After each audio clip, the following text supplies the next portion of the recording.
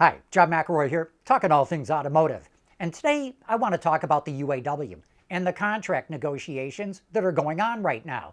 I'm not a betting person, but I am willing to bet that the UAW will go on strike this fall against GM or Ford or Stellantis. In fact, there's even a chance that the union will take all three down by targeting key powertrain and stamping plants. That would be an easy way to cripple all three automakers without depleting the union strike fund, since only the workers at those strategic plants would go on strike.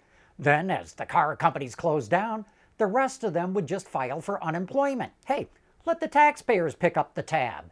Shawn Fain, the new president of the union, is really ramping up the anti-automaker rhetoric. In the press and on social media, he accuses auto executives of being greedy. He calls them the enemy. He tells his members they have to prepare to go to war. One of his vice presidents even said they need to punch management in the mouth.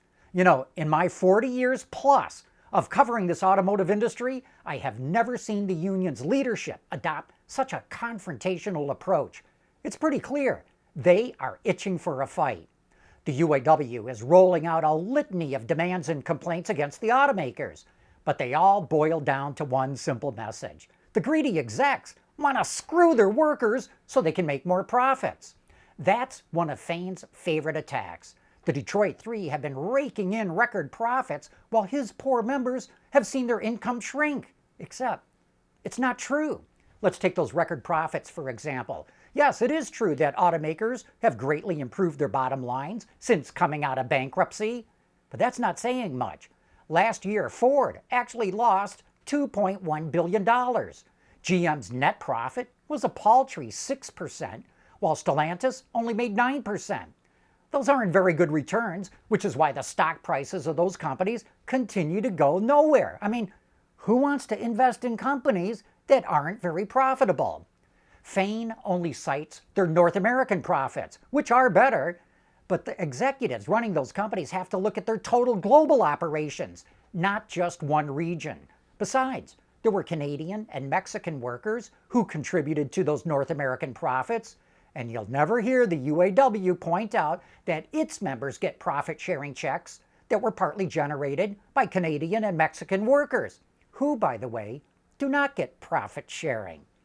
The UAW justifies its new demands partly because of the sacrifices its members made as GM and Chrysler went through bankruptcy. And it's true, UAW workers had to make sacrifices to help the automakers get back on their feet. But they made far fewer sacrifices than the other stakeholders who were involved. GM and Chrysler shareholders were completely wiped out. They lost everything. Bondholders only got pennies on the dollar. White-collar workers gave up far more than blue-collar workers, and thousands of dealers had their businesses shut down by the Obama administration's automotive task force. In comparison to that, the UAW got off relatively easy. Now, that's not to minimize the sacrifice that UAW workers had to make, but let's put things in perspective. The average UAW labor cost for the Detroit Three is around $64 an hour. That includes wages, benefits, and profit sharing. That comes to about $128,000 a year. That's not what the workers see in their paychecks, but that's what they cost the company. Meanwhile, foreign automakers in the U.S. pay an average of $55 an hour, and Tesla pays an estimated $50, according to info that GM and Ford provided to me. In the cutthroat automotive industry, the non-union shops have a clear labor cost advantage. And that brings me to why I have a problem with the UAW's scathing attacks on the Detroit Three. This rhetoric is bad for business and for the industry. Look, the public doesn't want to buy cars from companies that screw their workers. And at a time when it's so hard to get young people to take manufacturing jobs, who wants to go to work at companies run by greedy executives that are the enemy? And how can you possibly take pride in making the products that you make if you're being encouraged to hate the company that you work for? Shawn Fain may win the battle this fall, but he's going to lose the war. Foreign automakers have more than 50% market share in the American market. And if the Detroit Three are crippled this fall by a strike, they're going to take even more. Fain likes to blame Mexico for a loss of UAW jobs, but the real culprits are the foreign automakers who manufacture millions of vehicles in the U.S. with tens of thousands of non-union workers. The more market share the transplants get, the fewer UAW jobs there's going to be. Look, don't get me wrong. I don't have a problem with the union wanting to get more money for its people. I am all for UAW workers getting good raises this fall. I'm all for reducing the time it takes for new temporary hires to transition to full-time status and get top wages. I'm even in favor of them getting more profit sharing, and I think they should be protected from inflation.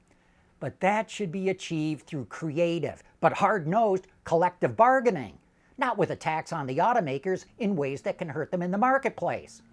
Look, I get what's going on. I understand what the union is doing. You get elected to union leadership, not appointed. Fain and his slate are politicians, just like any Democrat or Republican running for office. They need to convince their members that they elected the right leaders. And their members may not be so sure about that. Remember, Fain won the presidency by the slimmest of margins, only 0.4%. Worse, 86% of UAW membership did not even bother to vote in the election. And that's based on the returns that the union publicly posted. So Fain really doesn't have a mandate, and that's one reason why I think he's staking out such a belligerent strategy to rally his membership. And that's why I'm convinced there is going to be a strike this fall. If it lasts a couple of weeks, the damage can be contained. But if it drags on for months, the damage could be crippling, and not just for the car companies. With the approach he's taking, Shawn Fain is playing with dynamite, and it could blow up in his face.